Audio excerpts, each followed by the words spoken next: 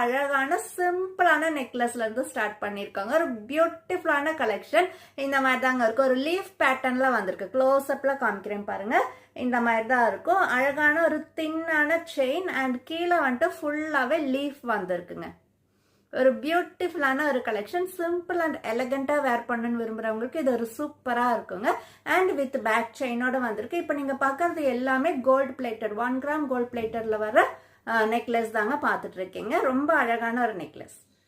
And இதுக்கு earring எல்லாம் எதுவும் கிடையாதுங்க. ஒன்லி நெக்லஸ் மட்டும் தான் இருக்கு.